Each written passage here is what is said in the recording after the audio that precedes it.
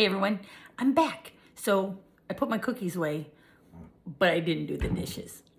I just wanted to read another chapter instead. So let's read chapter 4 and then I'll do the dishes. Chapter 4, A Golden Moment. Later, Gail's best friend Heidi came over and the two girls went outside to jump rope. Even in the house, I could hear them chanting, teddy bear, turn around. Teddy bear, touch the ground. Teddy bear, touch your shoe. Teddy bear, that will do. Gail was giggling again, which made me feel good. Then I heard Mrs. Morgenstern go outside. Gail, maybe Heidi can help you decide how to decorate your room, she said. The giggling stopped. Later, Mom, Gail answered. That sounds like fun, Heidi said. Paint it pink with purple curtains and bedspread. Heidi always had very definite ideas. I don't like pink, Gail said. I like it the way it is. We'll talk about it later, Mrs. Morgenstern told them. Just think about a mural. Soon, the girls were jumping rope again. I hopped on my wheel and started spinning. Spinning always helps me think. I could tell that Gail was unhappy about changing her room. I hate to see my friends feeling unhappy, so I needed to come up with a plan. On one paw, Gail didn't have to change. On the other paw, her mom wanted to encourage Gail to try something new. So far, neither of them wanted to give in. I don't know much about decorating girls' rooms. Personally, I like to be surrounded by soft bedding and tree branches and my wheel and my sleeping hut nearby. But I didn't think that Mrs. Morgenstern would go for that. And I didn't see anything wrong with Gail's room. Still, I'd be happy when Mr. Brisbane took the cage I'd be happy when Mr. Brisbane took the cage I liked and added all kinds of fun things. So maybe Gail would be happy with some changes in her room too. As I whirled and twirled my wheel, I stared at the paint samples lying on Gail's bed. Maybe there was something Gail could like if she'd only look at them. The sounds of Heidi and Gail jumping rope drifted through the open window. Mabel, set the table just as fast as you are able. Don't forget the salt, vinegar, mustard, hot pepper. Then they counted very fast, and I heard the snap of the rope hitting the ground. From the sound of things, they'd be jumping for a while. So I decided to take an unsqueakably big chance and check out those paint colors for myself. It was easy to swing the door open to my cage. My lock that doesn't lock has never let me down. The hard part is my job getting from one place to the other, from place to place. Leaping from the nightstand to the bed looked too dangerous, even for me. I'm adventurous, but I'd like to be safe. I also needed to get to the samples and back to my cage as fast as possible in case somebody decided to check up on me. While I was thinking how hard it was for a very small hamster to get around in a human-sized world, I noticed the electrical cord leading from the lamp on the nightstand to the wall. I couldn't see exactly where, but it was probably plugged in behind the bed. I am smart enough to know not to fool around with electricity. Nibbling on that cord could be bad mistake. But I figured I could gently slide down the cord and leap into the bed just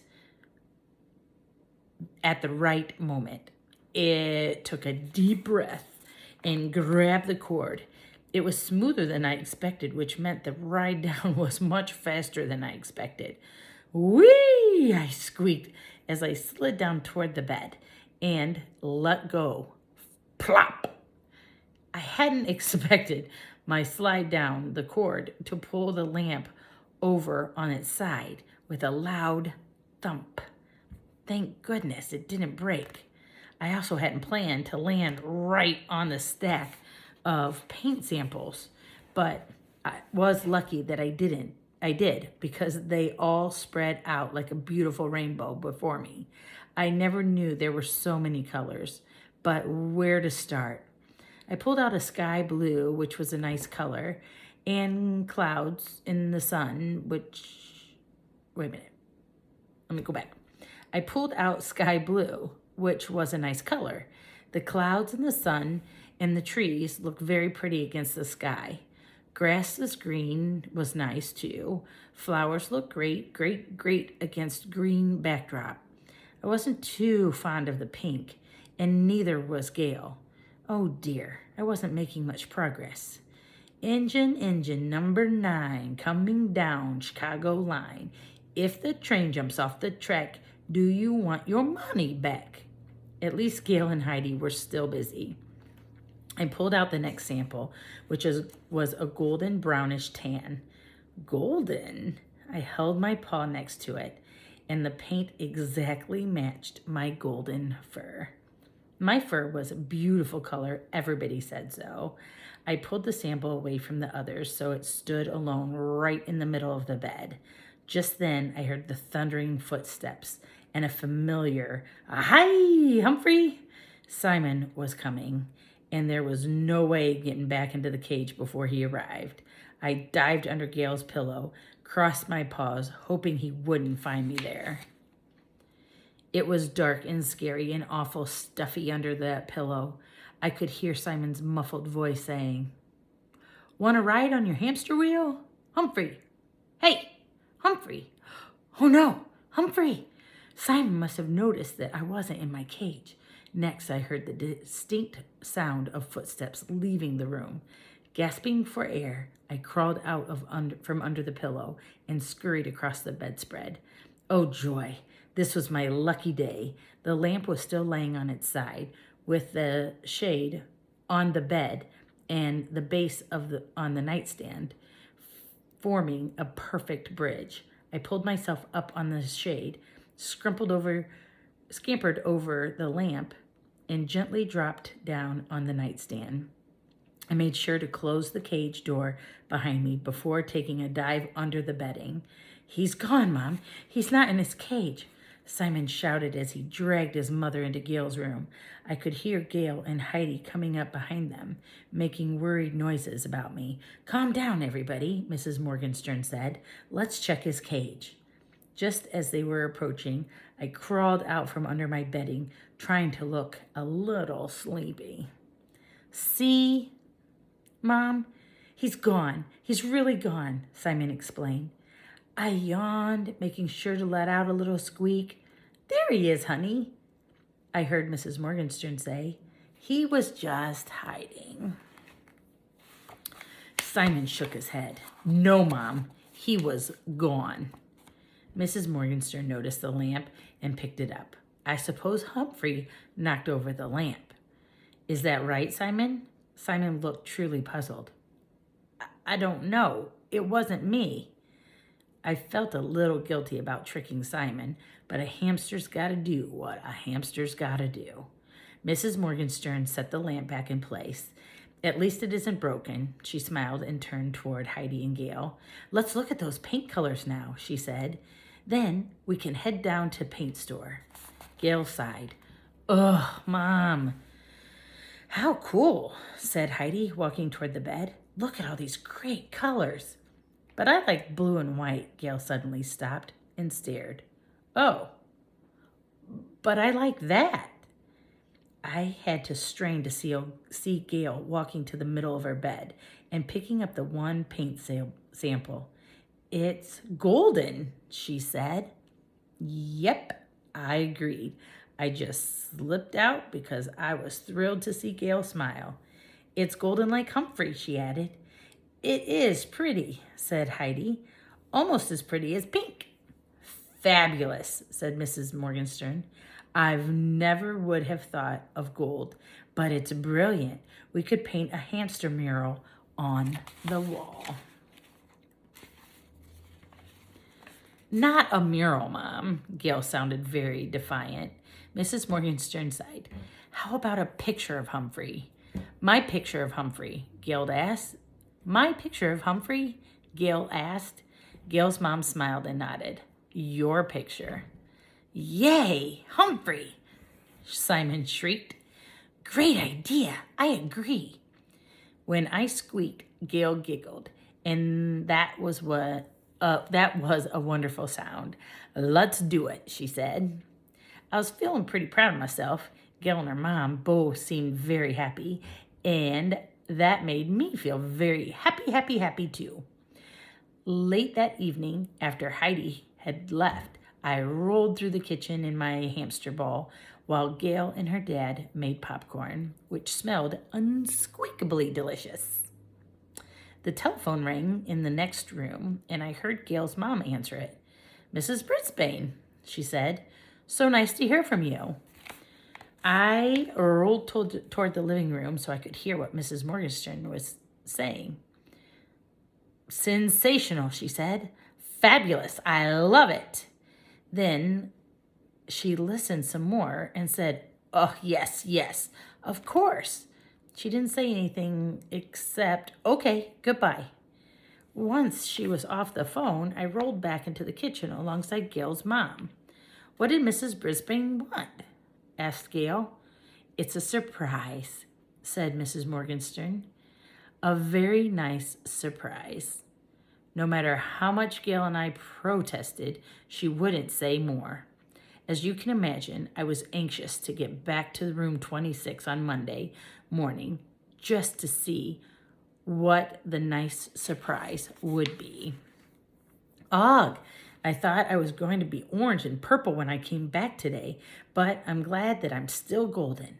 It's a very good color for a hamster, I told Og when I arrived back on Monday morning. Boing, he answered.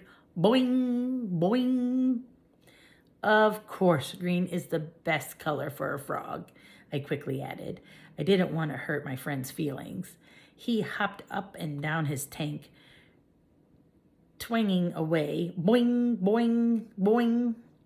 Hold it down over there, Mrs. Brisbane told us. We've got to start building our boats for the contest. She turned to the class. I hope you all spent some time thinking about what kind of boat you'd like to make. My friends all started talking at once, which is not something Mrs. Brisbane likes to hear. Silence, she said with a firm voice. Now, I need to know which students are I need to know what students are pairing up so I can make a list. Then I'm going to give you some time to get together and plan your boat. There was a lot of hubbub, but it wasn't long before the students were sitting in pairs, jibber-jabbing away, looking at pictures. When I was sure no one was looking, I slid my notebook out from the hiding place behind the mirror. I took it into my sleeping hut and stared at my boat drawings. Yep, the SS Golden Hamster was the boat for me. Of course, it was only a dream because I didn't have the partner, but much less the materials to build the boat. Not only that, my friends kept going to the library to learn more about boats, but I wasn't invited back. I wonder if Mrs. Wright had something to do with that. Once my friends were in the library a long time, and when they came back, they were all talking about some fellow named Long John Silver. I could picture someone named John who was very tall, but I've never seen a silver man, or hamster for that matter. Oh, and lower your voice, AJ kept shouting out, pieces of eight, in a screechy voice, and everyone else giggled as if he'd said something the funniest thing. I wonder if I will ever understand humans. And that's the end of chapter 4. So now I quit so I can do my dishes, and then I will see you back. I don't know. Maybe I'll read in bed. Do you guys ever read in bed before you go to bed? Maybe I'll read in bed and see if we can get chapter 5 done. See you back in a little bit. Bye, guys.